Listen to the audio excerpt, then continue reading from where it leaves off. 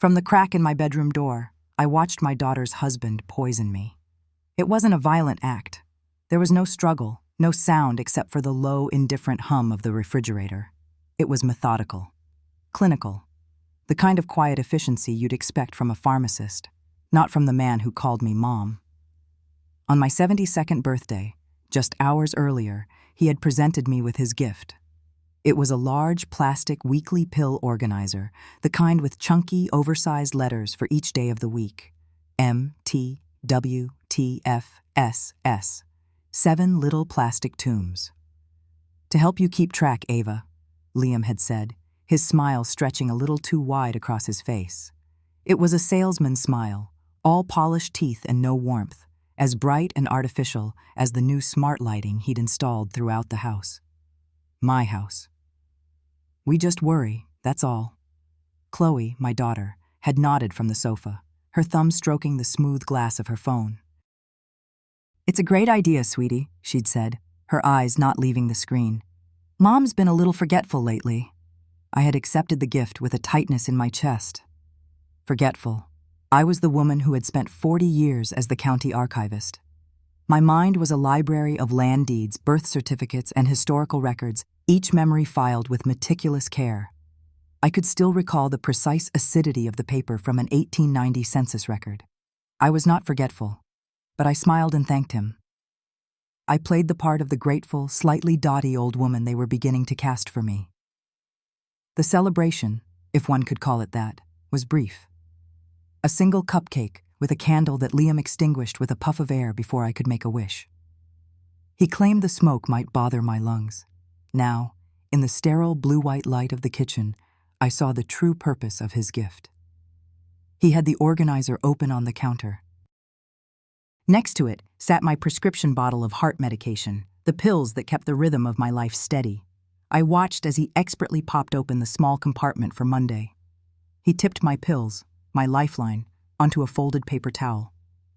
His movements were precise, unhurried. He then produced a small, unmarked vial from his pocket. He shook out a single, chalky white pill. It looked identical to mine, an exact replica, a forgery of life. He placed the counterfeit into the Monday slot and clicked the lid shut. Then he did Tuesday and Wednesday. One by one, he replaced my medicine with his poison. Across the kitchen island, Chloe sat bathed in the ethereal glow of her phone. She was scrolling through Instagram, her face a mask of placid boredom. A slight smile touched her lips as she watched a video of a dancing dog, and for a moment, she looked up, her gaze passing right over her husband's monstrous act. Her eyes were blank, uninterested. She saw what he was doing. She had to. But it registered with all the emotional weight of a commercial break. She saw him methodically planning my decline, my potential death, and she simply looked back down at her screen, her thumb resuming its endless scrolling pilgrimage. I stood frozen in the dark hallway, my hand pressed against the doorframe to keep from falling. The cold from the woods seeped into my bones. My breath was a stone in my lungs. This wasn't a crime of passion. It was a business transaction. He was the architect, and my daughter was the silent, complicit partner. The air in my own home suddenly felt foreign, thin. I felt a profound sense of dislocation, as if I were a ghost, watching a scene from a life that was no longer mine. I backed away from the door, my bare feet making no sound on the old hardwood floors. I slipped back into my bed, the sheets cold and unforgiving. I lay there, staring into the darkness, listening to the steady, oblivious beat of my own heart. A heart they were trying to silence. The poison was patient. The days that followed were a study in surreal normalcy. Liam would ask me each morning, with that same bright, empty smile, "Did you take your pills, Ava?" I would nod, my throat too tight to speak. I took them. I swallowed the chalky lies, one for each day of the week, because I had to know. I had to understand the full scope of their plan. To refuse would be to show my hand, and I sensed, with a terrifying certainty, that I was playing a game whose rules I didn't yet comprehend. I felt like an archivist of my own demise, collecting and filing away each new piece of evidence. Every false smile, every feigned word of concern, every time Chloe looked at me, not as her mother, but as an obstacle. The first tremor hit me 3 days later. I was in the garden, watering the hydrangeas. It was the one part of the house that still felt like mine, a sanctuary Richard and I had built together. The sun was warm on my back, and the familiar weight of the hose in my hand was comforting. Then the world tilted. The vibrant blue of the flower heads smeared into a watercolor blur. The ground felt like it was dissolving beneath my feet. I stumbled, dropping the hose, and reached out to steady myself against the bird bath. My hand knocked against the concrete, the shock of it vibrating up my arm. The world swam back into a dizzying, nauseating focus. "Mom, are you okay?" Liam's voice cut through the haze. He was rushing out of the back door, but he wasn't rushing towards me. He was fumbling with his phone, his fingers swiping across the screen. He didn't offer me a hand. He didn't ask if I needed to sit down. He stopped about 10 feet away and raised his phone, the black lens a cold, unblinking eye. He was recording me. "Mom, you seem so confused," he said, his voice a perfect performance of manufactured worry. It was a voice for an audience, for the digital world he and Chloe inhabited. I was just a prop in their production. I stared at him, my hand still clutching the rough edge of the bird bath, my knuckles white. Humiliation washed over me, a hot, sickening wave that was worse than the dizziness.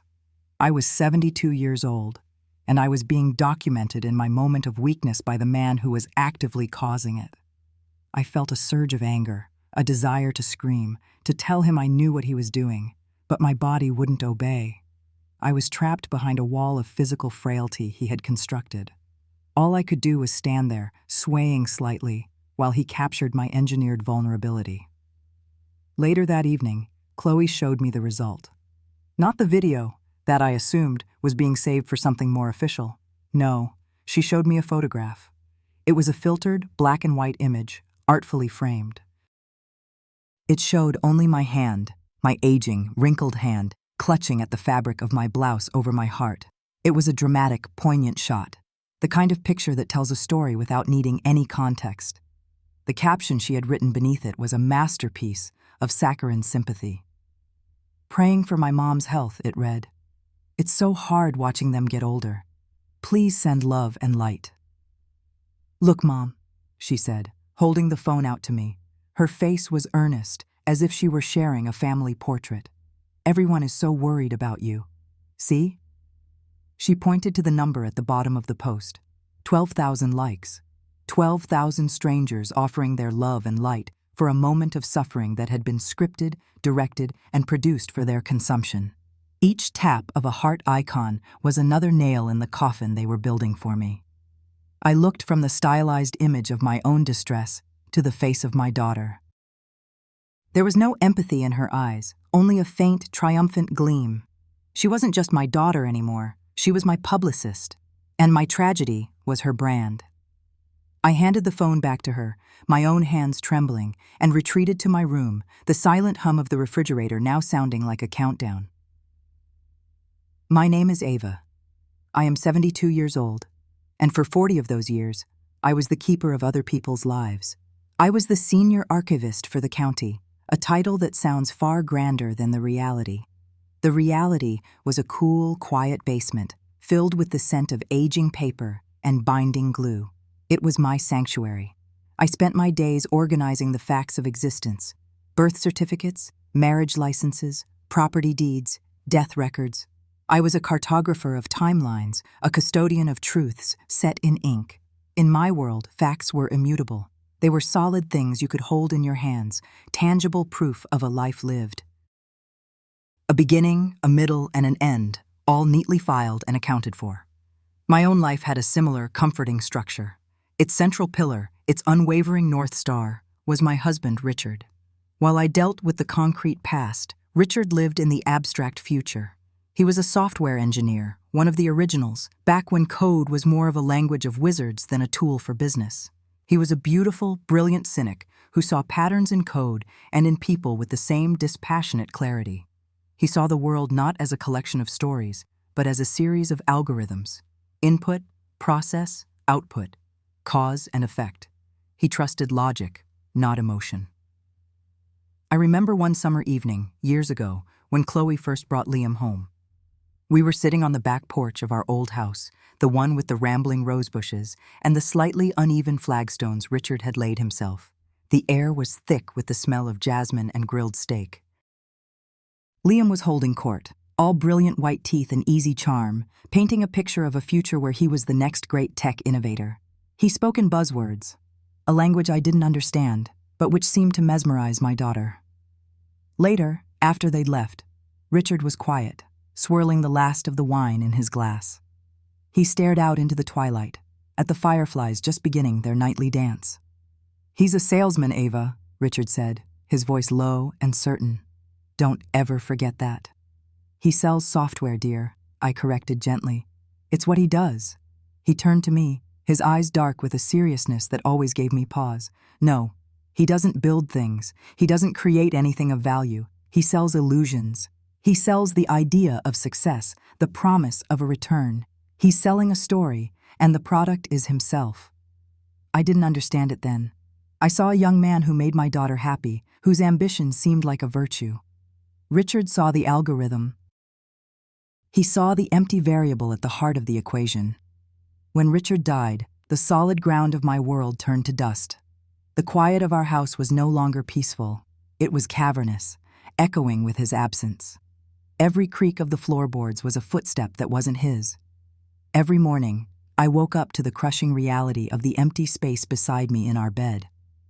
Grief is a fog, and in that fog, Chloe's voice was a lighthouse. "Mom, you can't stay in that big old house by yourself," she'd said, her voice a balm of concern over the phone. "It's too much for you to keep up with. Sell it. Come live with me and Liam. We bought this huge place in Portland. There's more than enough room. I miss you. I want my mom with me." The thought of it felt like a rescue. To be needed again. To be part of a family, not just the sole keeper of a silent museum of memories. So I did it. I sold our home. The home where we'd raised Chloe. The home where Richard had planted the oak tree in the front yard the day she was born. I packed up 45 years of a shared life into cardboard boxes, sifting through the archives of my own heart, deciding which truths were essential enough to keep. I said goodbye to the worn armchair where Richard read the paper every Sunday, to the garden where my hands knew the feel of the soil, to the neighbors who had become our extended family. I traded it all for a new life. A sterile, white mansion in a manicured suburb of Portland, a house that felt more like a showroom than a home. I did it because I believed my daughter wanted my company. How naive I was. I, the archivist of facts, had missed the most crucial one. She didn't want my company. She wanted my assets. The sale of our home had yielded nearly $2 million, a sum that felt abstract and unreal to me, but which, I would soon learn, was very, very real to them. My presence wasn't a comfort. It was an obstacle.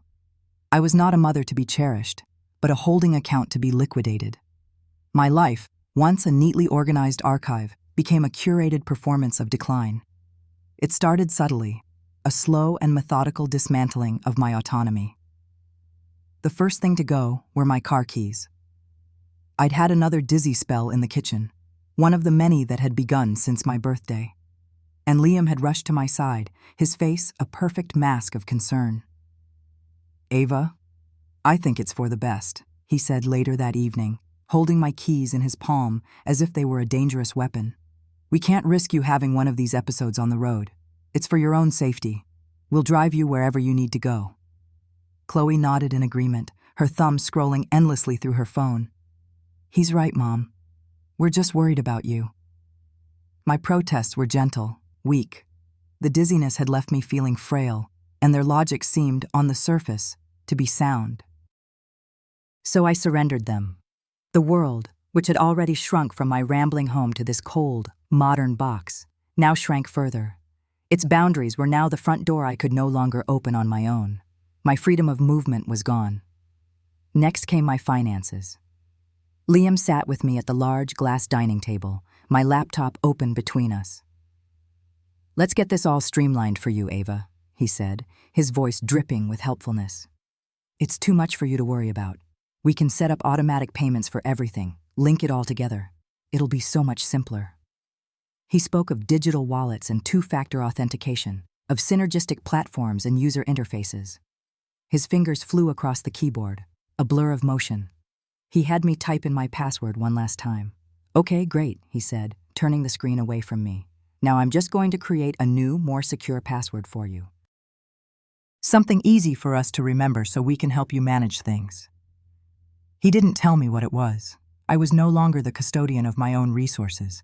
I was a dependent, a child who had to ask for an allowance, a trip to the pharmacy, a new book, a small donation to the library fund.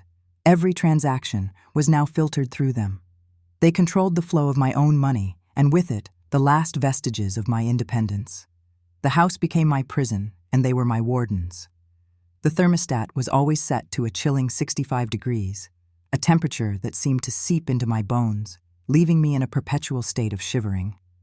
Liam claimed it was for energy efficiency.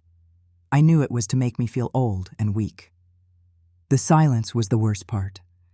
Our old house had been filled with the comfortable sounds of life, the ticking of the grandfather clock, the hum of the refrigerator, the distant bark of a neighbor's dog. This house was unnervingly quiet, a soundproofed tomb. The only sounds that broke the stillness were the constant cheerful pings from Chloe's phone as she received another notification, another like, another hit of validation from her digital world, or the muffled drone of Liam's voice from his home office. I would sit in the stark white living room, listening to him on his endless conference calls. He would pace back and forth, a disembodied voice of corporate jargon floating through the closed door. We need to leverage our assets, disrupt the marketplace. It's all about synergy. We're building a new paradigm. He was selling illusions again, just as Richard had predicted. And I, it seemed, was his primary asset, the seed capital for his new paradigm. I was the archivist of my own demise, sitting silently in a cold room, cataloging each new piece of evidence, each fresh cruelty, charting the slow, methodical erasure of my own life. The performance became the worst part of it all. Not the dizziness, not the hollow ache in my chest where my heart fluttered like a trapped bird, but the performance. Chloe would orchestrate it with the precision of a seasoned director. She'd select my clothes, soft-hued pastels, baby pinks and powder blues, fabrics that screamed harmless, adorable grandmother. They felt like a costume for a role I never auditioned for, a shroud of innocence draped over a body that was slowly being poisoned. She'd sit me in the wingback chair by the window, the one Richard and I used to read in, but she'd angle it just so to catch the morning light. A professional ring light, a stark white circle of judgment, would be set up just out of frame, erasing every shadow, every line of pain from my face, leaving only a bland, smooth canvas for her to project her story onto. "Okay, Mom," she'd say, her voice a syrupy sweet confection for the camera she was propping up on a tripod. "Today, we're going to have you try one of Leo's favorite snacks for the first time. It's going to be so cute." Liam would place a bowl of brightly colored, fish-shaped crackers in my trembling hands. My grandson, Leo, would be sitting on the floor, coached to look on with wide-eyed adoration. He was only 6, a sweet boy who was learning a terrible lesson, that his grandmother was no longer a person, but a prop. The camera would start rolling. "Hey, everyone," Chloe's voice would chirp, suddenly an octave higher. "It's Chloe, and today I have my beautiful mom, Ava, with me. We're doing a fun little taste test. Say hi, Mom." I'd force my lips to curve. The muscles felt stiff, unfamiliar. "Hello," I'd manage, my voice a thin, reedy thing. My heart hammered against my ribs, a frantic, irregular rhythm that the placebos did nothing to soothe. A wave of lightheadedness would wash over me, and I'd grip the arms of the chair to steady myself. On camera, it probably looked like frail anticipation. "She's so excited," Chloe would lie, zooming in on my face. "Okay, Mom, go ahead. What do you think?" I'd pick up a single cracker. It felt like lifting a stone. My fingers were clumsy, numb. I'd bring it to my mouth, the salty processed flavor coating my tongue. I had to chew, to swallow, to produce a reaction. I would aim for pleasantly surprised, a gentle grandmotherly smile. I'd nod, trying to inject some life into my eyes. It's quite nice, I'd say. Isn't she the cutest? Chloe would coo at her phone. You guys, my mom is the most precious thing on this planet. We have to protect her at all costs. The comments would flood in later, a torrent of digital sympathy that felt like acid. You are such a good daughter, Chloe. I wish I had a relationship like this with my mom. Ava is a treasure. You're an angel for taking such good care of her. Each comment was another nail in my coffin, another testament to the success of their campaign. The moment the red recording light blinked off, the warmth would vanish from Chloe's face like a switch being flipped. Her smile would drop, her eyes would harden. As she was packing up her equipment, she'd glance over at me, my head now leaning against the back of the chair, the effort of the 5-minute performance leaving me utterly drained. Mom, can you try to look a little less dead next time? She'd whisper, the words sharp and cold. It's killing the vibe. The algorithm likes energy. The days blurred into a montage of these small, public humiliations. Watch my adorable mom react to a viral Twitch stream.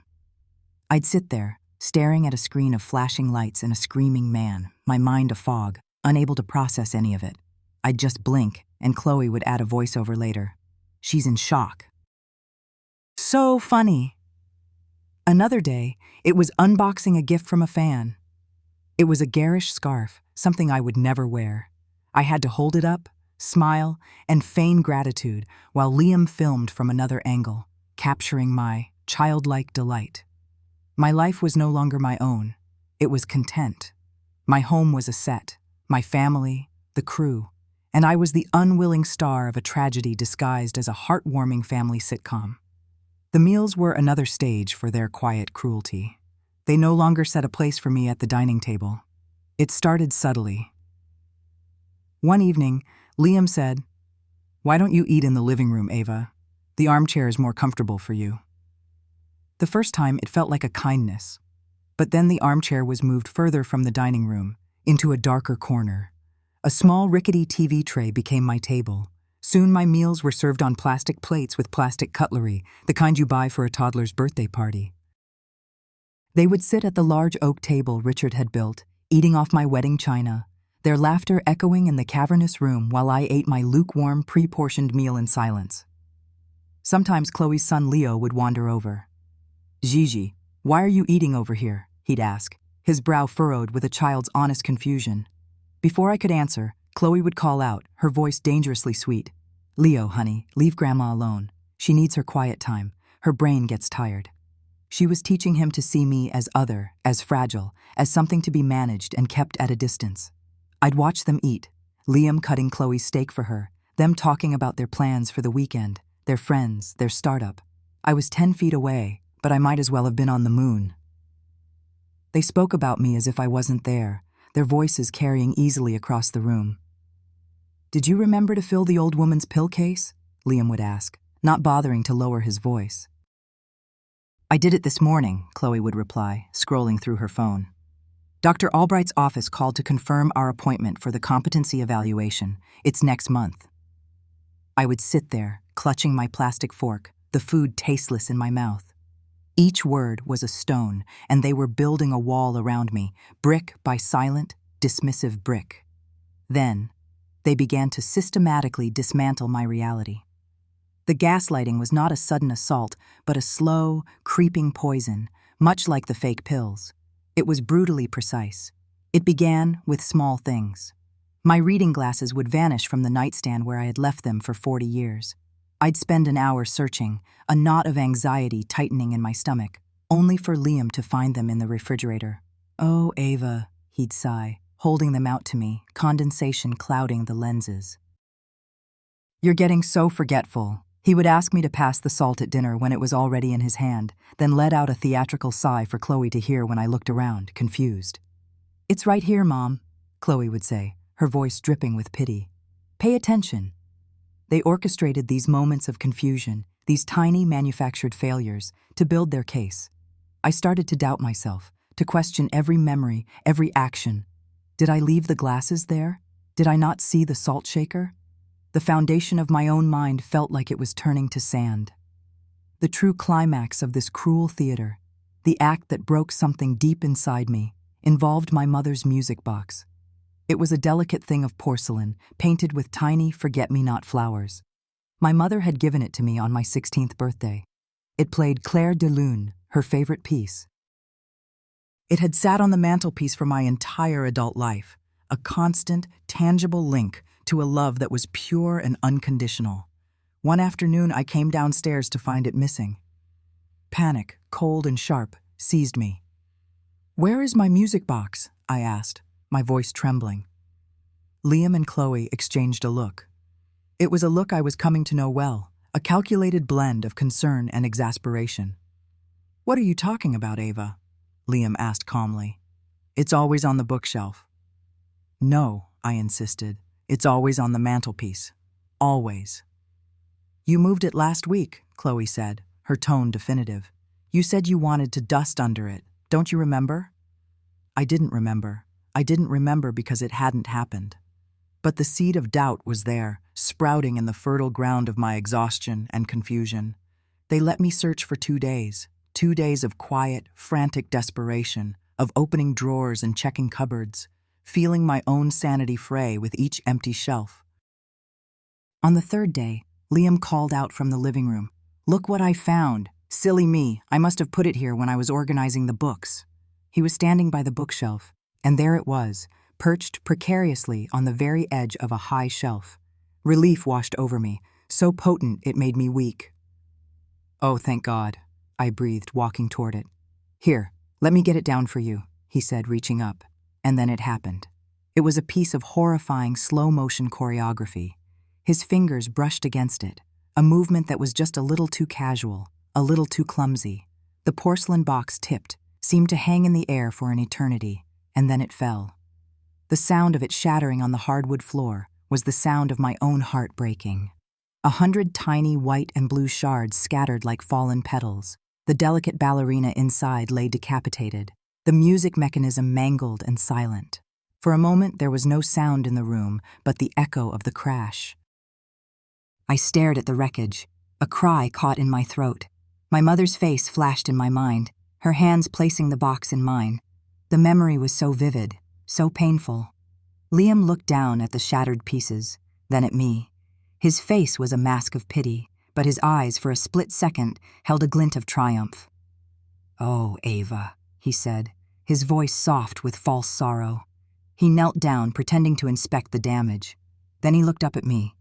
"Your hands. They're getting so unsteady. This is what we're worried about. This is exactly it." He wasn't speaking to me. He was delivering a line.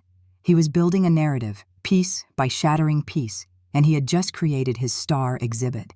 I stood there mute, looking at the ruins of my most precious memory, and I knew I hadn't just lost a music box. I had lost the battle for my own story. He was the one writing it now, and I was just the tragic, incompetent character he had created. The staged fall came a week later. They had become bolder, their timeline apparently accelerating. Liam had bought a new, plush runner for the upstairs hallway. It was beautiful, but he'd placed it right at the top of the staircase, and he hadn't secured it with tape. I knew it was a hazard. I am by nature a careful person, an archivist.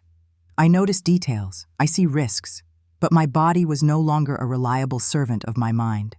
The placebos had made my blood pressure unpredictable. I'd stand up too fast and the world would tilt, graying out at the edges. That morning, I was walking from my bedroom, my hand already reaching for the solid oak of the banister, when a wave of dizziness hit me. It was stronger than usual. The hallway seemed to stretch and warp. I paused, waiting for it to pass, but my foot caught the unsecured edge of the new rug.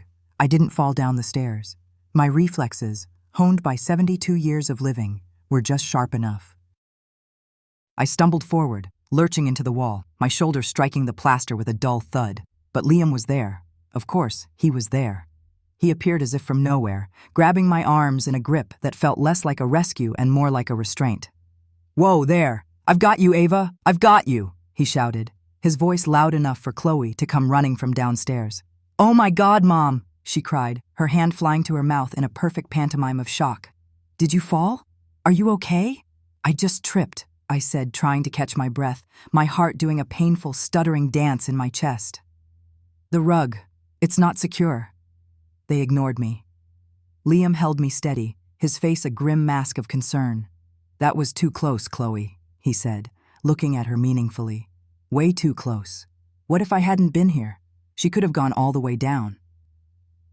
That evening, they sat me down for what they called a family meeting. It was just the three of us, in the living room that now felt like a courtroom. I was in the armchair, the witness stand. They sat together on the sofa opposite me, the judges. Mom, Chloe began, her voice flat, devoid of any emotion. It was more chilling than if she had yelled. We can't go on like this. Liam and I are worried sick. Today was a wake-up call. It was the rug, I repeated, my voice weak. It slipped. It's not the rug, Mom. It's you, Liam said gently, the feigned kindness a weapon. Your balance is off. Your memory is failing. You're a danger to yourself in this big house. For your own good, Chloe said, leaning forward, her eyes like chips of ice. We've decided it's best if you move into the attic room. Just for a while. It's on one level. There are no stairs to fall down. We can keep a better eye on you up there. It's the only way to keep you safe. The attic. The word hung in the air, thick with the smell of dust and disuse. It wasn't a room. It was a storage space, hot in the summer, freezing in the winter, a place for things you wanted to forget. No, I whispered. That's my home. This is my home. This is our home now, Mom, Chloe said, and the mask finally slipped. The pretense of caring was gone, replaced by a cold, hard finality. We are responsible for you. The decision has been made. They moved me the next day. They didn't ask for my help. Liam carried up an old mattress from the basement and threw it on the floorboards. Chloe brought up a cardboard box with a few changes of clothes, the plastic plate and cup, and my pill organizer. They didn't bring any books. They didn't bring my mother's photograph. They didn't bring anything that made me, me. I was being systematically erased. The attic was a dusty, suffocating prison under the eaves. A single bare bulb hung from a wire in the center of the ceiling, casting long, distorted shadows. The air was thick with the ghosts of forgotten things, old furniture under white sheets, trunks full of Richard's papers, boxes of my own life packed away and labeled. My prison, my tomb. Liam installed a new lock on the outside of the attic door.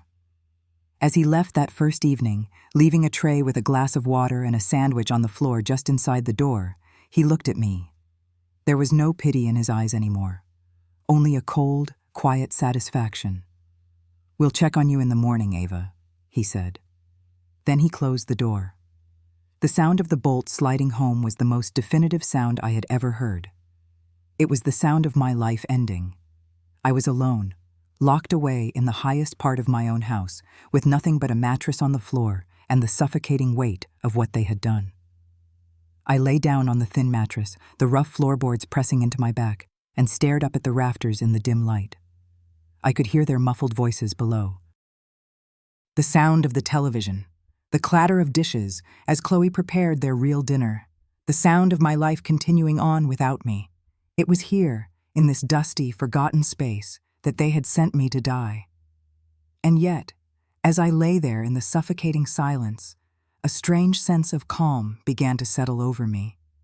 They had taken everything, my freedom, my dignity, my past. In their minds, they had buried me. But they had made one critical mistake. They had underestimated an archivist, and they had given me the one thing I needed most, a quiet place to listen. The attic became my world, a dusty, forgotten kingdom under the eaves, smelling of cedar, mothballs, and the slow decay of time. They'd brought me up here after my fall, the one Liam had so conveniently filmed.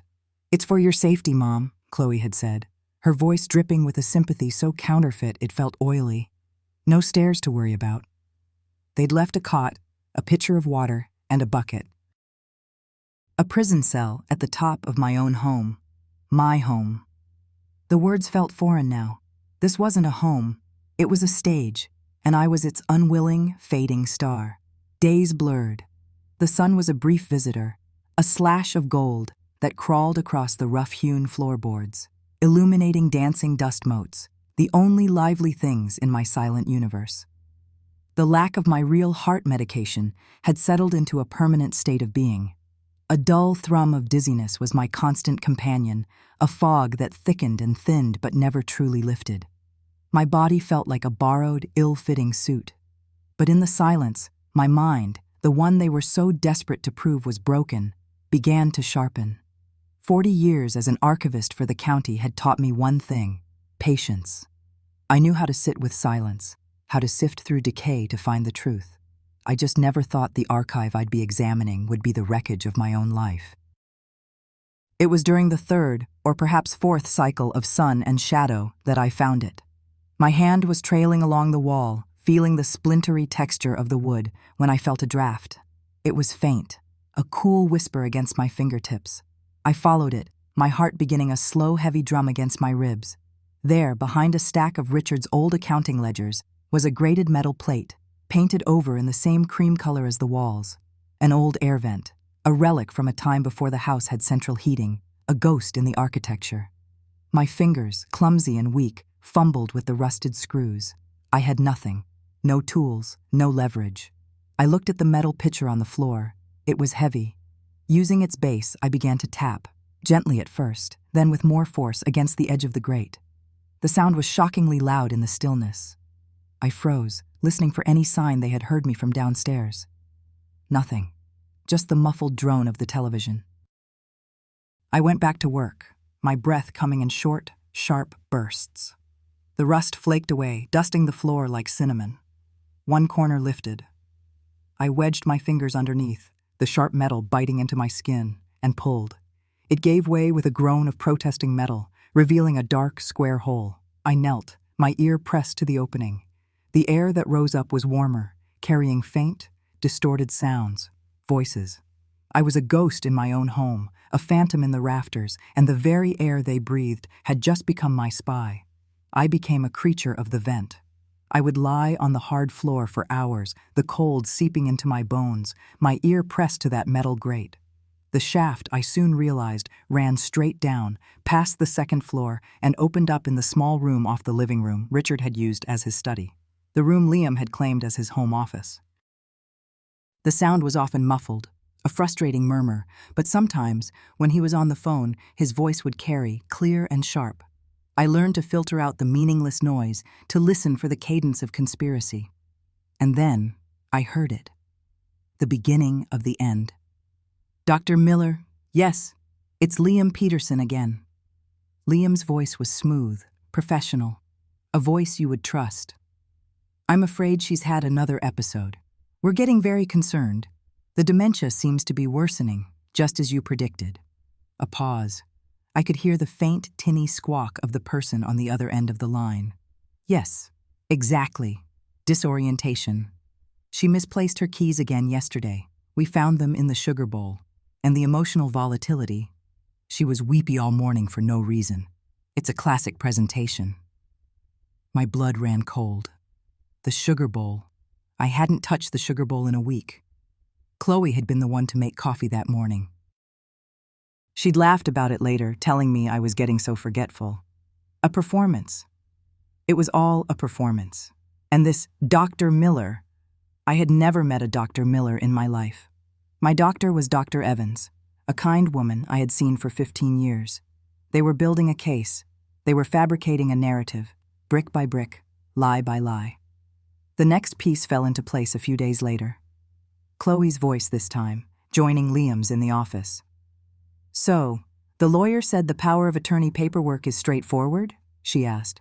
There was a rustle of papers. "More than straightforward," Liam said, his voice smug. "Especially with Dr. Miller's assessment.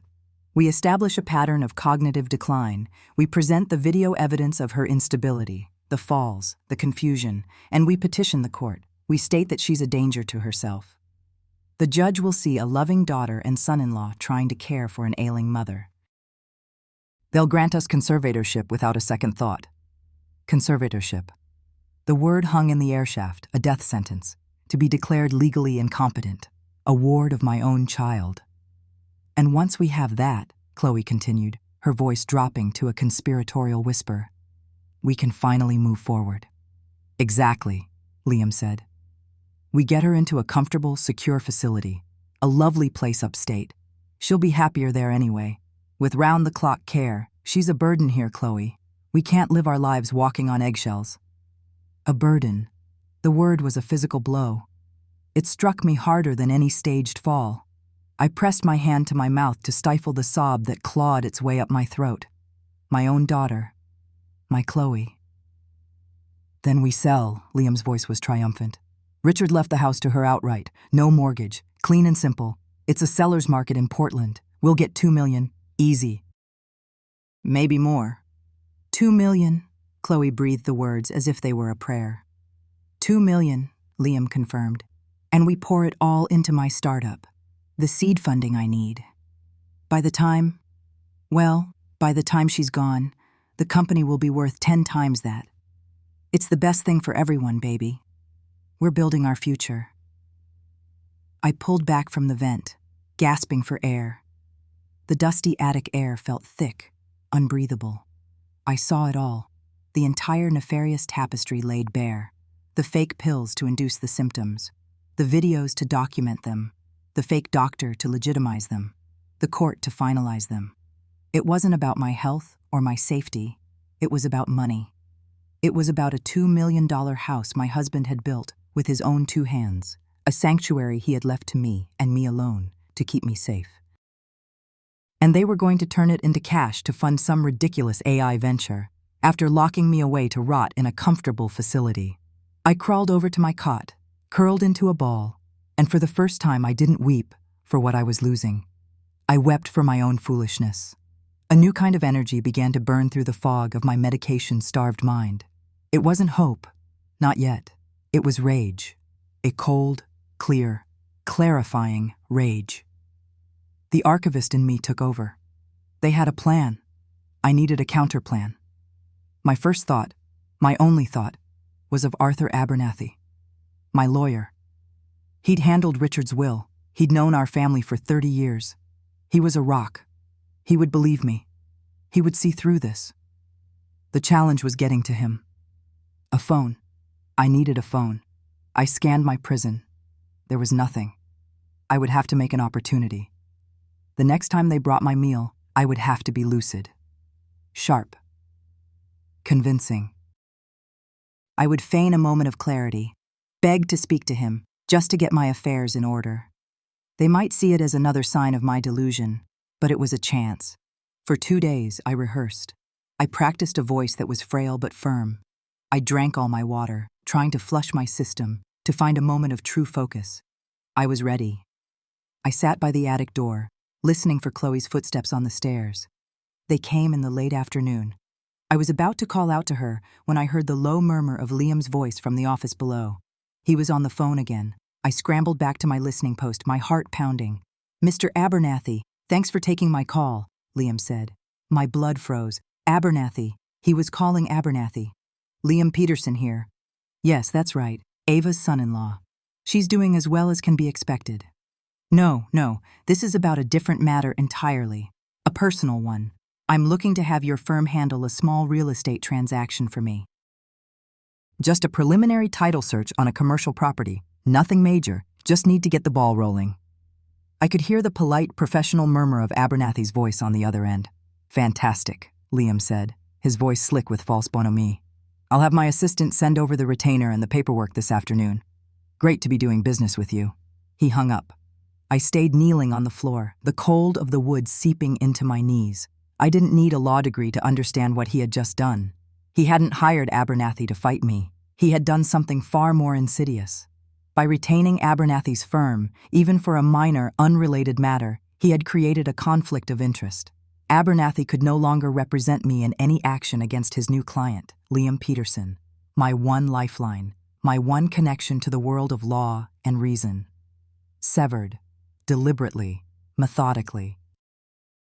Liam hadn't just built a cage around me. He had anticipated my every attempt at escape and bricked up the exits before I even knew they were there. He hadn't just thought of everything. He had relished it. The sheer, calculated cruelty of it left me breathless. He wasn't just trying to win. He was trying to annihilate me. I retreated to the cot. The brief flare of rage extinguished, replaced by a profound, hollow cold. The box was locked. The game was over. They had won. I laid there for a long time, listening to the house breathe around me. The sun set, plunging the attic into a deep, velvety darkness. Sleep wouldn't come. My mind just replayed the conversations, the silky tone of Liam's voice, the eager whisper of Chloe's. A burden. The word echoed. It must have been past midnight when I heard them again. Their voices were low, coming from the office.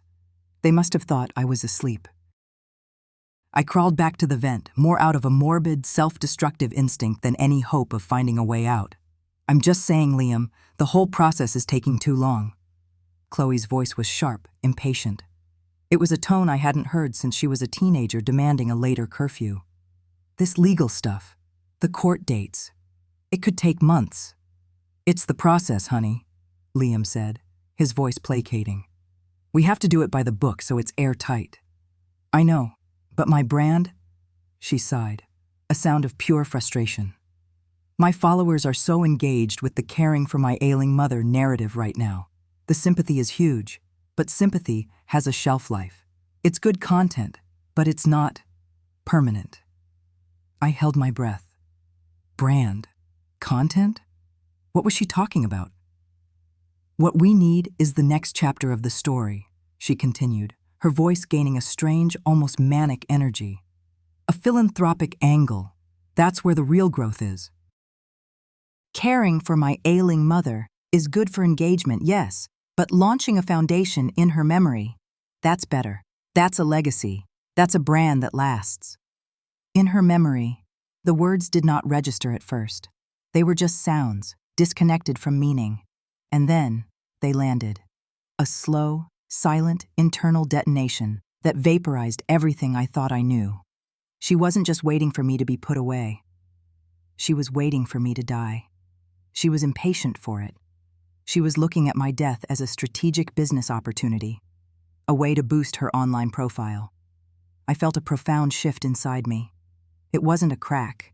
It was a tectonic plate grinding into a new position. The love I had for her, the boundless, unconditional, all-forgiving love of a mother for her child, had been the bedrock of my existence for 45 years. It was the lens through which I viewed the world. And in that moment, I watched that bedrock turn to sand. I saw with a terrible, piercing clarity that my love for Chloe was not a strength. It was a weakness. It was the weapon they were using against me. It was the blindness that had allowed this to happen. It was a liability I could no longer afford. I pulled away from the vent and crawled into the deepest shadows of the attic, curling myself into the smallest possible space. The archivist was gone. The weeping mother was gone. The confused old woman was gone. Something new and hard and cold was taking their place. I looked at my hands in the sliver of moonlight filtering through a crack in the roof. They were still trembling, but not from weakness. It was the vibration of a machine powering on. They believed they had thought of everything. They had planned for my weakness, my confusion, my love. They had not planned for me, not the real me, the one who was now listening. The one who had just discarded the single heaviest burden of her life, the hope that her daughter still loved her. Survival required a different kind of accounting now, and I was just beginning to calculate the cost. The attic had become the archive of my final days, a dusty repository of a life being systematically erased. The air was thin and cold, smelling of ancient wood, forgotten Christmases, and the slow, sweet decay of time. Each creak of the floorboards below was a punctuation mark in their lives, lives that continued unabated while mine had been placed on indefinite hold. I could hear the faint, hollow cheer of a sitcom from the living room television, the occasional burst of Chloe's manufactured laughter, the low, confident rumble of Liam's voice on a business call. They were ghosts in my house, and I was the ghost in their attic. Despair was a physical weight, a shroud that had settled over my shoulders, pressing the air from my lungs until each breath was a conscious, painful effort. My world had shrunk to the dimensions of this forgotten space, a coffin of slanted ceilings and splintered floors. In the dim light filtering through a single grime-coated window, my gaze drifted, aimless and empty. It snagged on something I hadn't truly noticed in years. It was a large, footlocker-style trunk made of dark wood and bound with tarnished brass straps. Richard's trunk. It had been his, brought over from his parents' house after they passed, a vessel for the parts of his life that predated me. For 40 years, it had been a silent piece of furniture, a place to set things on, a sturdy, unremarkable fixture. Now, in the twilight of my own existence, it seemed to call out, a final, unopened chapter. I didn't know what I was looking for. A photograph, maybe. A letter.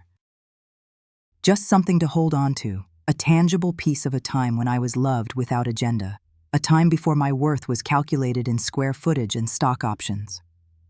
My joints protested as I knelt, my knees cracking a complaint into the silence. The lid was heavy, stiff with disuse. I had to put my whole body into it, a weak, desperate heave that sent a cloud of dust motes dancing in the single shaft of light. They swirled like a galaxy of tiny dead stars. The smell that rose from within was pure Richard. Old paper, a faint hint of cedar, and the clean metallic scent of his workshop. The contents were just as I remembered him, meticulous, ordered, practical. Rolled up schematics for projects he'd never finished, old engineering textbooks, a box of carefully labeled drafting tools. My fingers, thin and trembling, sifted through the layers of his past, a past built on logic and structure, a stark contrast to the emotional chaos that had consumed my present. Beneath a stack of blueprints for a city water main, my fingers brushed against something different. Not paper, but leather. Soft, worn, and cool to the touch. I pulled it out. It was a small journal, no bigger than my hand, bound in dark, supple leather that had been polished smooth by years of handling. There was no lock, no inscription. This wasn't his diary. Richard wasn't the type to chronicle his feelings. He built things. He solved problems. He didn't confess. My heart, which I thought had been numbed into a slow, steady rhythm of defeat, gave a painful lurch. Curiosity was an unfamiliar, almost forgotten sensation. I opened it. The first page was not Dear Diary. It was a heading, written in his precise, slightly slanted architect's hand. Contingency Protocol, AV-72. My own initials and age. A chill, entirely separate from the attic's cold, traced a path down my spine. This wasn't a collection of memories. It was a manual. A manual for a future he had somehow foreseen. I turned the page. If you are reading this, Ava, the script began, it means two things. First, I am gone. For that, I am more sorry than any words I write here can ever convey. Second, it means that my worst fears regarding the character of Liam West have been realized. I am not a man given to melodrama, but I have always believed in preparing for the worst-case scenario, and he, my dear, is it. The words were a posthumous vindication, a voice from the grave confirming a truth I had tried so hard to deny. Richard had seen it. He had seen the predator behind the charming smile, the calculating ambition behind the doting son-in-law act. He had seen the rot at the core of him, a rot my own daughter was either blind to or worse, a willing accomplice in cultivating. I kept reading, my breath held tight in my chest. The journal wasn't about feelings. It was about facts, strategies, and assets. It detailed the creation of what he called a contingency trust, but it wasn't held in any bank I knew. The pages were filled with strange, long strings of letters and numbers, charts of fluctuating values, and terminology I barely understood. Words like blockchain, cold storage, and decentralized ledger. Richard, the old-fashioned engineer who loved physical blueprints and the smell of sawdust, had spent the last years of his life quietly becoming fluent in the language of the future. He had built a fortress for me, not of brick and mortar, but of pure data. The house, the savings, the stocks. That was the inheritance he had left for public consumption, the bait for the trap. His real legacy, the true measure of his life's work and his devotion to me, was here, in this book. It was an enormous, completely untraceable portfolio of cryptocurrency, a digital hoard that existed outside the reach of any bank, any court, any greedy son-in-law. It was a ghost in the machine, a silent, waiting fortune. As I read, I could almost hear his voice, calm and steady, explaining it all. He had watched Liam, seen the way his eyes would glaze over with avarice when they discussed the Portland property market, the way he treated Chloe not as a partner, but as a stepping stone. And he had planned accordingly. My husband, the quiet, unassuming man, had prepared for war on my behalf long after he was gone. The true genius of his plan, the part that made the air in my lungs turn to ice and fire, was revealed a few pages later. It was a section he had titled, with a touch of grim, corporate humor I recognized instantly, "The Poison Pill." Richard had always been fascinated by the ruthless tactics of the business world, the hostile takeovers and defensive maneuvers. He'd found a way to apply them to my life, to our life, to its potential destruction. He had hired a discreet, unassailable Zurich-based financial management firm, a name so old and established it sounded like something out of a spy novel, to act as the incorruptible custodians of the trust. They had only one very specific set of instructions, and there it was, the clause, written in his clear, unwavering hand. I read it once, twice, a third time, letting the beautiful, terrible precision of it sink into my bones. The poison pill provision is to be enacted automatically and irrevocably under a single, specific condition. The moment any legal proceeding, petition, or application is formally initiated with any court or legal body with the express purpose of declaring Ava Peterson mentally incompetent, incapacitated, or otherwise unfit to manage her own affairs. My hand trembled, not with weakness, but with a surge of adrenaline so potent it made my vision swim. I read on. Upon the triggering of this clause, the entirety of the trust's assets, down to the last fraction of a coin, are to be transferred instantly and without appeal. The sole beneficiary in this event will be the National Center on Elder Abuse.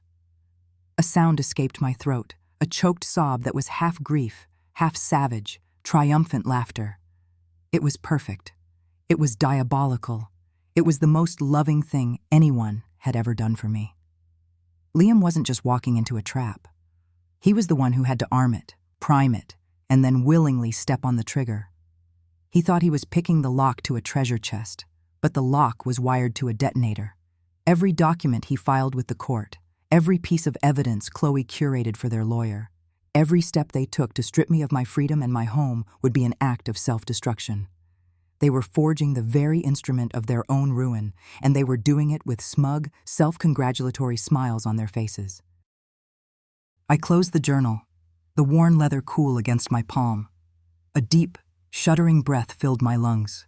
The grief was still there, a profound ache for the man who had known me so well, who had loved me enough to plan for a betrayal he would never live to see. But the despair, the heavy, suffocating shroud, it was gone. In its place, something cold and hard and sharp was beginning to form. Hope. No, it was more than hope. It was certainty. I sat there for a long time, on the dusty floor of my attic prison, the little leather book clutched in my hand. The sounds from downstairs no longer felt like the soundtrack to my demise. They were the sounds of a countdown. Every laugh, every clink of a glass, every self-important word from Liam's mouth was another tick of the clock, a clock that Richard had built, and that I would now set. The shift inside me was seismic. The attic was no longer a cell. It was an observation post, a command center. I was no longer a victim waiting for the end. I was a saboteur, a ghost in their machine. The role they had written for me, the frail, confused, helpless old woman, was a part I now understood intimately. I had been playing it out of necessity, out of the sheer exhaustion of my spirit. Now, I would play it with purpose. I would give the performance of a lifetime. My counter-operation began the next morning. It started small. Liam, who valued his morning routine with a reverence usually reserved for religious rites, could not find his car keys. I watched from the top of the stairs, my face a mask of placid, gentle concern, as he tore through the kitchen. He checked the hook by the door 3 times, patted down the pockets of the jacket he'd worn yesterday, his frustration mounting with each passing second. "Chloe, have you seen my keys?" His voice was tight, already frayed. "On the hook, where they always are," she called back, her tone bored, her attention fixed on her phone. No, they're not on the hook, that's why I'm asking," he snapped. I descended the stairs slowly, one hand on the railing, my movements deliberately unsteady. "What's wrong, dear?" I asked, my voice soft and reedy. Liam barely glanced at me. "My keys are gone."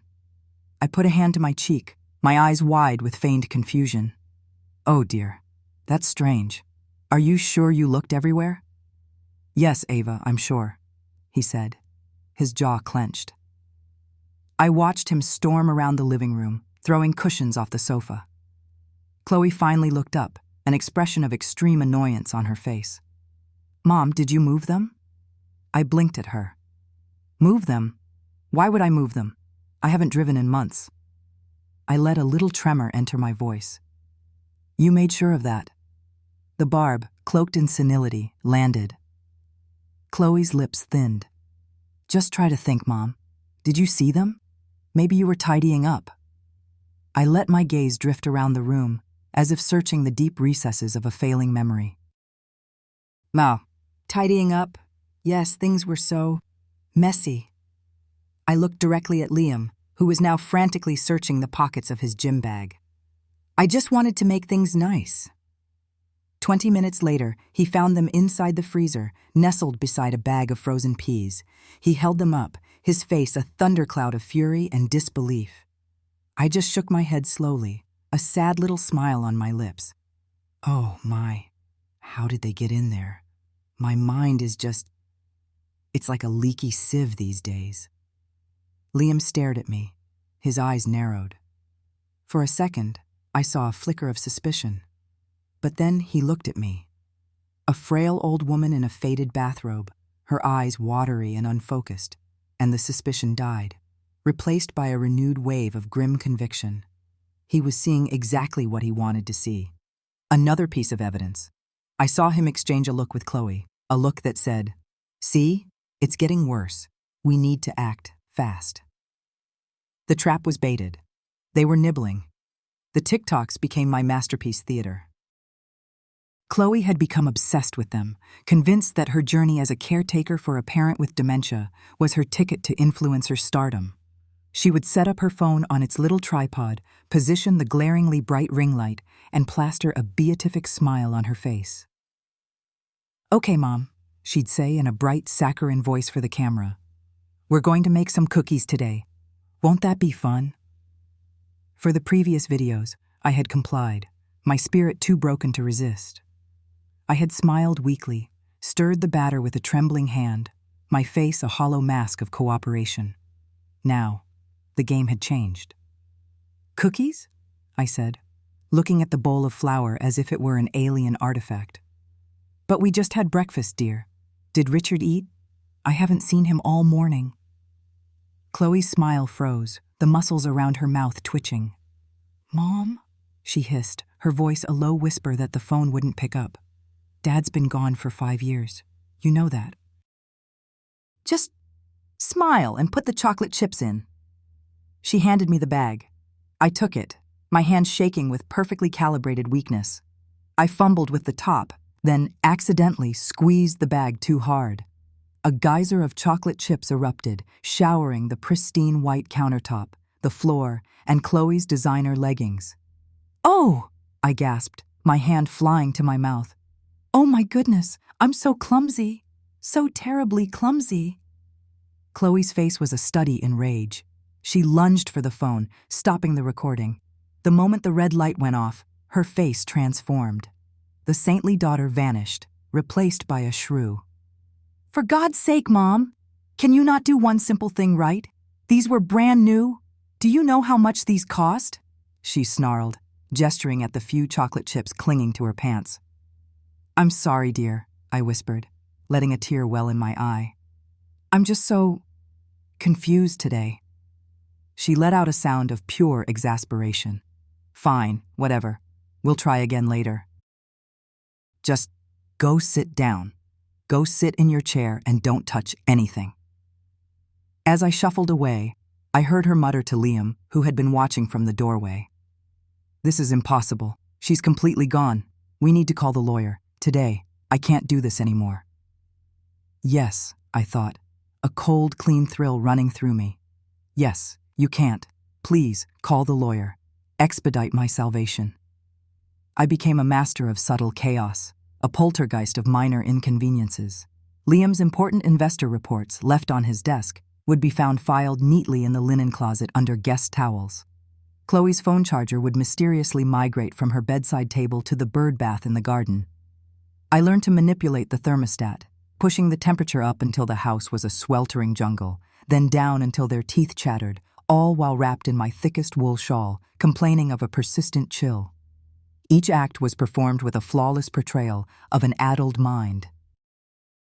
I would feign complete ignorance, my eyes wide and innocent, my apologies rambling and nonsensical.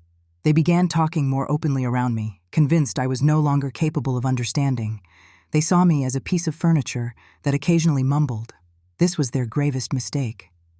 While sitting in my armchair, seemingly lost in a daytime television show, I was an archivist of my own downfall, gathering intelligence. Dr. Evans confirmed he can see her next Tuesday, Liam said, his voice low as he loaded the dishwasher, thinking I was asleep. He said, based on the videos and your notes, it's a classic case of rapid onset dementia. He'll have the assessment ready for the lawyer by the end of the week. Good, Chloe replied, her voice sharp. And the real estate agent? Did you call her back? I told her we're looking to list in the next month. She's practically drooling, says we can get 2.2, easy, if we stage it right. All we have to do is get her out of here. The casual cruelty of it, the cold-blooded planning, no longer wounded me. It fueled me. Every word they spoke was another shovelful of dirt on their own financial graves. They were so close. I just needed to give them one final, decisive push. The opportunity came during one of Liam's video conferences. He was in his office, the door slightly ajar, pitching his innovative startup to a group of potential investors on Zoom. I knew this was a big one. He'd been rehearsing for days. I waited until he was in the middle of a crucial point about market projections, his voice booming with false confidence. I shuffled into the kitchen, which was right next to his office. I took a heavy, cast-iron skillet from its hook. "Chloe, dear," I called out, my voice loud and quavering. "I'm looking for the thing, you know, for the birds." I could hear Liam's voice falter on the video call. As I was saying, the Q3 projections show a significant... The metal thing, I called out again, a little louder this time. Then, with all my strength, I lost my grip on the skillet. It hit the tiled floor with a cataclysmic crash, a deafening clang that echoed through the entire house like a church bell signaling doom. It was followed by the sound of a teacup, which I had carefully placed on the edge of the counter, shattering into 1,000 pieces. From the office, I heard a panicked, "I'm so sorry, gentlemen.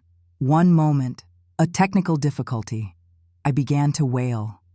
Not a real cry of pain, but a theatrical, high-pitched lament of a confused and frightened old woman. "It broke! It's all broken! Everything is breaking!" Liam burst out of the office, his face purple with rage. Chloe came running from the other room. They saw me on the floor amidst the porcelain shards, the heavy skillet lying nearby, and my performance of hysterical confusion. Liam's face was a mask of pure fury. He looked at me, then at his office door, where he could hear the confused murmurs of his investors. He looked at Chloe, his eyes wild with desperation. In that moment, I saw the decision crystallize on his face. This was the last straw, the final, unbearable act that made their plan not just a desire, but an immediate, urgent necessity. He pointed a trembling finger at me. "That's it," he said, his voice a low, venomous hiss. "It's over. We are doing this now." He turned to Chloe. "Call the lawyer. Tell him we're filing. Tell him we have an emergency. We can't live like this. She's a danger to herself and to everyone else." As Chloe scrambled for her phone, her face a mixture of relief and frustration, I allowed myself a small internal smile. The performance was complete. The curtain was rising on the final act. And they, my darling children, were about to walk right into the beautiful, perfect, inescapable trap Richard had set for them. The day of my reckoning arrived not with a gavel's crack in a mahogany-paneled courtroom, but with the quiet electronic chime of a Zoom call connecting. I sat in the hard-backed chair they'd brought up to the attic for this specific purpose, a throne for my supposed dotage. The wood was unforgiving against my spine, a constant, nagging reminder of my physical confinement. They had dressed me for the part, a faded floral house dress that smelled of dust and disuse, something a woman who had given up would wear. My hair, unwashed for days, was a tangled silver mess they had artfully arranged to look neglected. I was their masterpiece of decay, their carefully constructed portrait of incompetence. On the laptop screen, a grid of faces materialized. There was Judge Miller, a woman with kind eyes and a weary expression, sitting in front of a backdrop of leather-bound legal books. There was their lawyer, a man named Mr. Davies, whose smile was as polished and predatory as his expensive watch. And then there were Chloe and Liam, standing just behind my chair, out of my direct line of sight, but perfectly framed in the webcam's view. I could feel their presence, a suffocating blanket of feigned concern.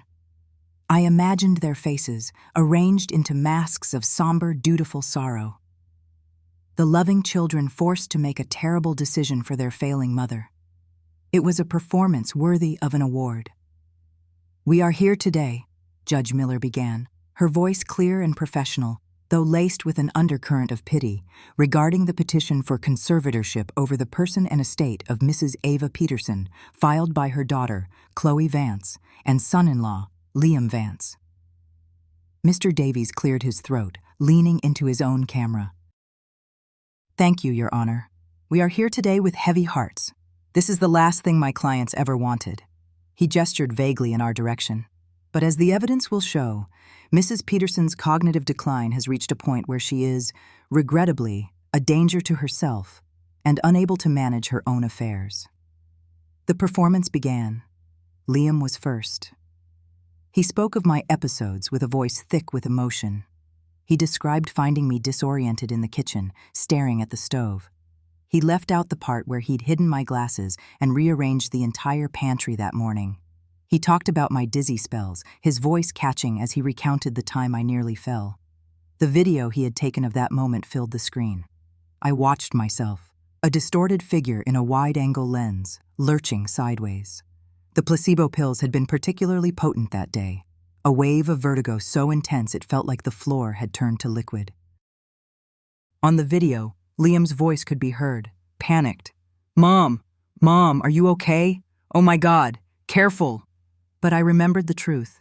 I remembered the cold, detached look in his eyes as he held up the phone, his thumb steady, his focus entirely on getting the perfect shot. He hadn't moved to help me, not until the camera was off. "As you can see, Your Honor," Mr. Davies said gravely as the video ended, "Mr. Vance's quick thinking and constant vigilance have likely saved Mrs. Peterson from serious injury on multiple occasions." Next, it was Chloe's turn. My daughter. Tears welled in her eyes on cue. They were beautiful, crystalline tears, the kind that track perfectly down powdered cheeks for maximum effect on social media. She spoke of my memory lapses. She told the court how I'd forgotten her birthday last month, how I'd become withdrawn and confused. She didn't mention that she had told me her birthday was the following month, a deliberate, cruel test she knew I would fail in my medicated haze. "I just want my mom back," she whispered, her voice breaking. "The woman who raised me, she's fading away. We're just trying to protect her, to keep her safe." The lie was so audacious, so complete, it was almost beautiful in its wickedness. She wasn't trying to protect me. She was trying to erase me. I could feel her hand on my shoulder, a gentle, reassuring squeeze for the judge's benefit. To me, it felt like the cold grip of a mortician. Then came the star witness, Dr. Miller's report. Not the real Dr. Miller, my physician of 15 years, but a new one Liam had found. a man with a questionable online practice who, for a hefty fee, would diagnose a patient without ever meeting them in person. Mr. Davies read from the report, his voice resonating with authority. Words like severe cognitive impairment, probable early onset dementia, impaired executive function, inability to conduct financial transactions. Each phrase was a nail being hammered into my coffin. They had built my prison with paperwork, locked the doors with medical jargon. I remained silent, playing my part. I let my head hang slightly, my gaze unfocused, my hands trembling faintly in my lap. I had learned a thing or two about performance art from watching them. I had spent the last few weeks perfecting this role, the role of a woman disappearing into the fog. I had to make them believe they had already won. I had to let their greed and arrogance blind them completely. The house alone, Your Honor, Mr. Davies continued, shifting to the financial aspect, is valued at over $2 million. It is a substantial asset that requires prudent management, something Mrs. Peterson is no longer capable of. My clients propose to sell the property and invest the proceeds in a managed care fund that will ensure Mrs. Peterson receives the best possible attention in a top-tier facility for the remainder of her years. A top-tier facility, a gilded cage where I would be left to rot while they lived out their dreams on my husband's legacy. The audacity was breathtaking. The judge looked at the screen, her expression softened with compassion. She had seen the videos. She had heard the tearful testimony. She had read the damning doctor's report. She was looking at a grieving daughter, a concerned son-in-law, and a frail old woman who needed protection. The narrative was perfect. It was sealed. Finally, she turned her full attention to the small, pathetic square on the screen that was me. Her voice was gentle, the kind you use with a frightened child or a dying animal. Mrs. Peterson, she said softly. Ava, I have reviewed the evidence presented. It is compelling. Before I make my ruling, I want to give you an opportunity to speak. Do you have anything to say in your own defense? The hand on my shoulder tightened, a silent warning from Chloe. Liam leaned forward slightly, his face a mask of anxious care. This was it, the final moment, the point of no return. They expected me to mumble, to be confused, perhaps to not speak at all, thereby proving their point more effectively than any video could. I lifted my head, slowly. I straightened my back against the hard chair, feeling each vertebra lock into place. I met the judge's pitying gaze, and for the first time, I let a flicker of the real me, the archivist, the wife of Richard Peterson, the woman who had cataloged 4 decades of city secrets, shine through. I offered a small, calm smile. Yes, Your Honor, I do, I said. My voice was not the weak, quavering whisper they had grown used to. It was clear, steady, and cold as ice. I believe we're about to be joined by another party. Confusion flickered across the judge's face. Mr. Davies opened his mouth to object, a protest about unannounced witnesses already forming on his lips. Chloe's hand froze on my shoulder. Liam's concerned expression faltered, replaced by a flash of genuine uncertainty, and right on cue, a notification sound chimed from the laptop. A new participant had entered the waiting room. The judge, her brow furrowed, clicked "Admit." A new square appeared in the grid. It showed a man in a room that was the complete antithesis of my attic prison. The walls were stark white, the furniture minimalist and steel. Behind him, a window looked out onto a pristine, snow-dusted view of what could only be the Swiss Alps. The man himself was severe. He wore a dark, impeccably tailored suit, and his graying hair was cut with military precision. He stared into his camera with eyes that conceded nothing. He did not wait to be introduced. "Good morning," he said. His English was perfect, accented with the clean, sharp edges of German. "My name is Herr Thomas Ziegler. I am the senior trustee for the Helvetia Digital Trust, based in Zurich, Switzerland." A stunned silence fell over the virtual courtroom. Mr. Davies looked completely wrong-footed, his mouth slightly agape. Chloe's hand slid from my shoulder, as if it had been burned. I'm sorry," the judge said, recovering first. "Herr Ziegler, this is a private competency hearing. I'm not sure what standing you have here." "My standing, Your Honor," Ziegler said, his tone flat and absolute, is that of executor for the estate's primary contingency protocol. My client, the late Mr. Richard Peterson, was a man of remarkable foresight. He established this trust years ago with a number of specific provisions. He instructed my firm to monitor for this exact legal proceeding, using his wife's name and the property address as keywords. He paused, letting the weight of his words settle. I could practically feel the gears grinding in Liam's head, the frantic calculation. A trust? Another asset? His eyes, for a split second, flashed with a new, even more intense form of greed. He thought he'd just hit an even bigger jackpot. Oh, you foolish, foolish boy. One of those provisions, Ziegler continued, his gaze unblinking, is what my client rather colorfully referred to as the poison pill clause. It is Article 5 of the trust agreement. It states, and I quote, "In the event that any legal proceeding is initiated by any party, with the exception of myself, Richard Peterson, with the intent to declare my wife, Ava Peterson, mentally incompetent or to otherwise strip her of her legal and financial autonomy, said action shall be deemed a hostile event." Ziegler let the term hostile event hang in the air. Mr. Davies finally found his voice. Your Honor, this is absurd. A so-called poison pill in a personal trust? This is irregular and has no bearing on Mrs. Peterson's clear and present medical needs. Herr Ziegler did not even glance at him. He continued addressing the judge as if Davies hadn't spoken. Upon the confirmation of such a hostile event, Your Honor, Article 5 is automatically triggered. As of the official start of this hearing, logged by your court clerk at 9:01 a.m. Pacific Standard Time, the poison pill clause of Article 5 has been triggered. Chloe finally spoke, her voice a high-pitched, confused squeak. Triggered? What does that mean? What poison pill? The mask of the grieving daughter was gone, replaced by the raw, grasping face of a woman who senses a prize slipping through her fingers. This was my cue. I looked at her, then at Liam. I let them see the clarity in my eyes. The fog was gone. The confusion was gone. All that was left was a quiet, burning satisfaction.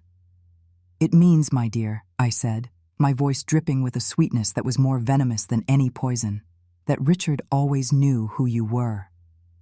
Herr Ziegler gave a curt nod. If Your Honor would permit me, I can clarify the consequences of this triggering event. The judge, now utterly captivated, simply nodded. Please, proceed, Herr Ziegler. Of course. Ziegler's fingers tapped on his keyboard. I am sharing my screen now. The main window of the Zoom call was replaced by a view of a secure digital interface.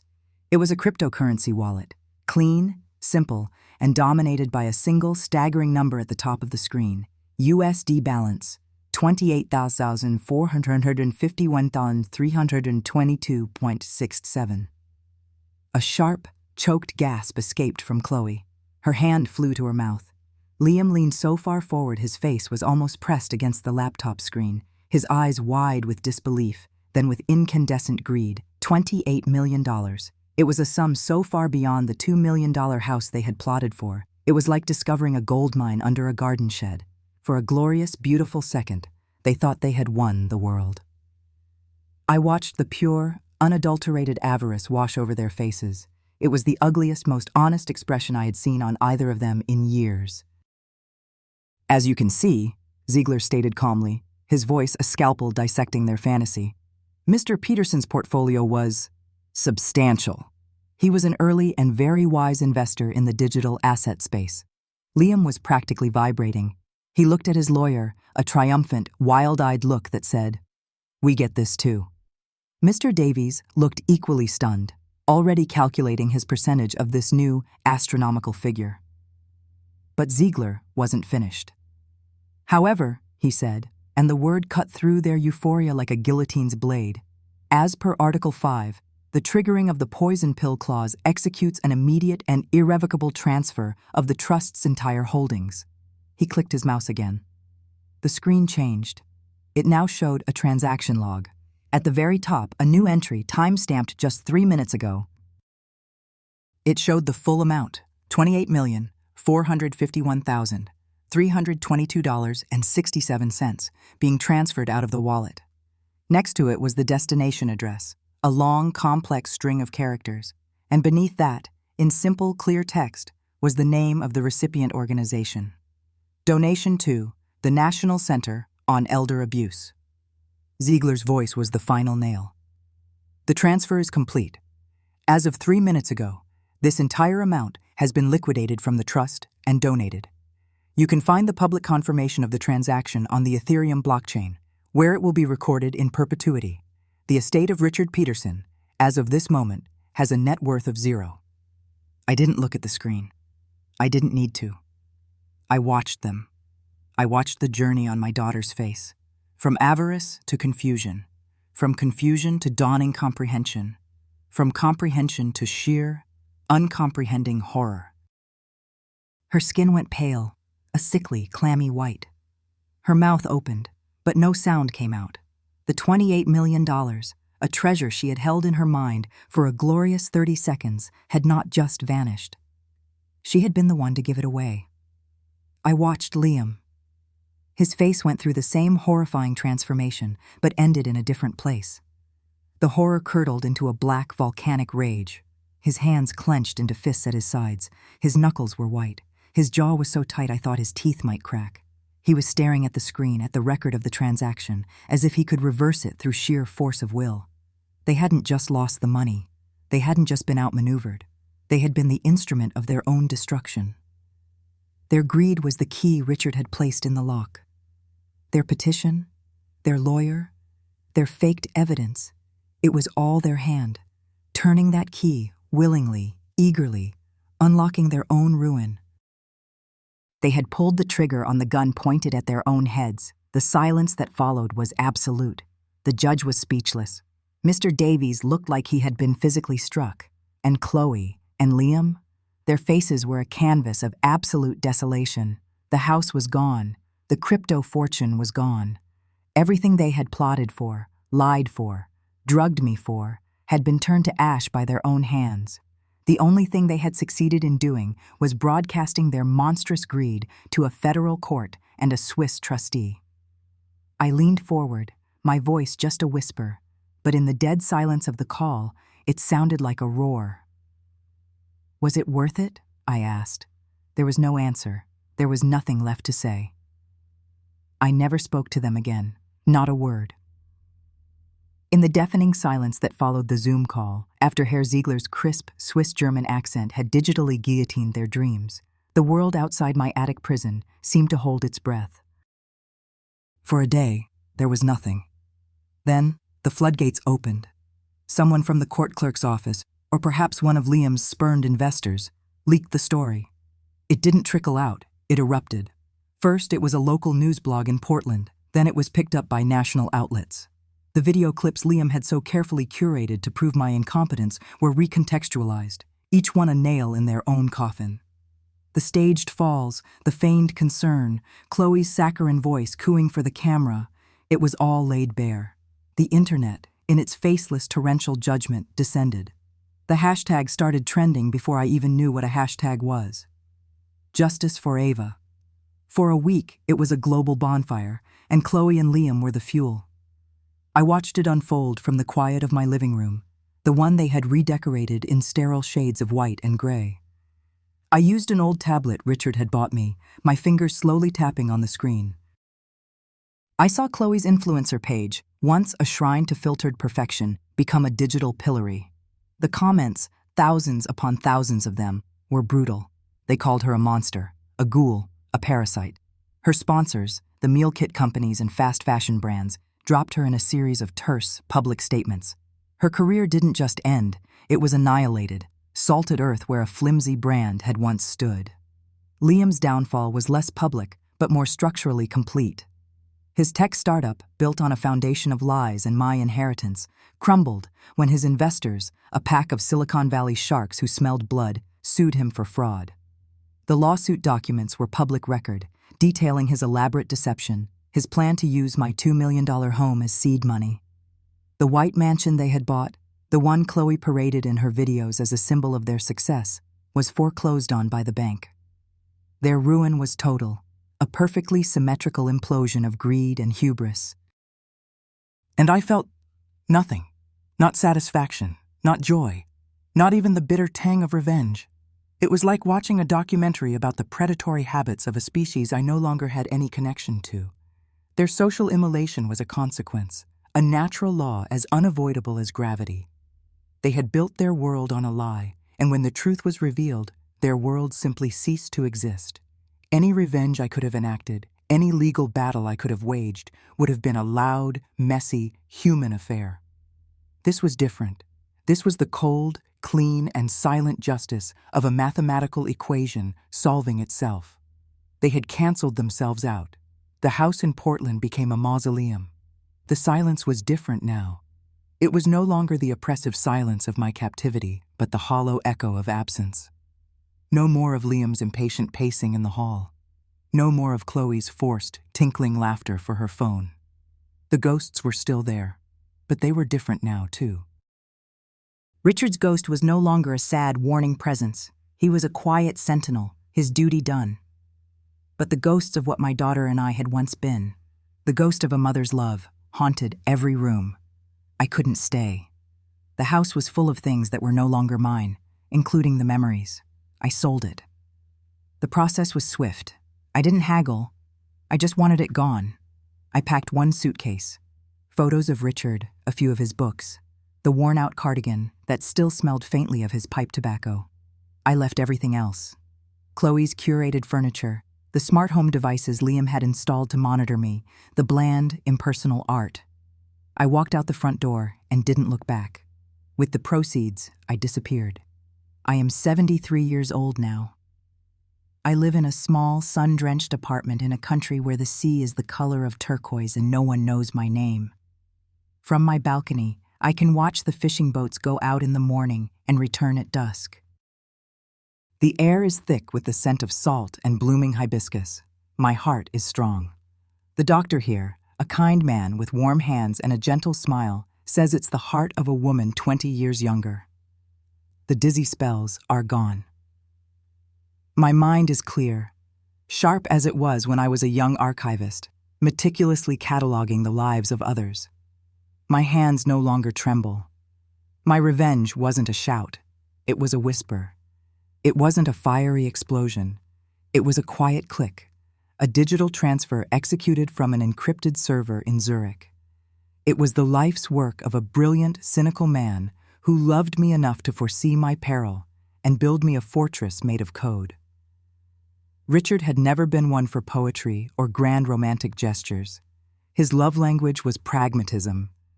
He showed his love by fixing a leaky faucet, by balancing the checkbook to the penny, by creating a doomsday device cloaked in the legal jargon of a trust fund designed to protect me even after he was gone.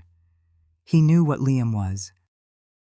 He suspected what Chloe could become, and he armed me, not with a weapon, but with a shield that only I could wield. The poison pill wasn't just for them. It was the antidote for me. It forced me to save myself. Yesterday, I did something I never thought I would do. I sat on my balcony, a cup of tea growing cool beside me, and I opened an account on Instagram, the same platform my daughter had used as a stage for her cruelty. For a moment, my finger hovered over the screen. It felt strange, like picking up a tool that had been used as a weapon against me. But then I realized it was just a tool. Its power, for good or for ill, came from the person who used it. I walked down to the beach. The late afternoon sun turned the wet sand to gold. I took off my sandals and walked to the water's edge, letting the warm, gentle waves wash over my feet. The water was clear, and I could see the small, pearlescent shells tumbling in the surf. I took a picture. Just my feet, the sand, the water. No filters, no clever angles, just the simple truth of the moment. I uploaded it. For the caption, I didn't write about justice or survival or betrayal. I didn't mention them at all. They belonged to another story, a book that was now closed and gathering dust on a shelf I would never visit again. I typed 2 simple words. Actcom 2.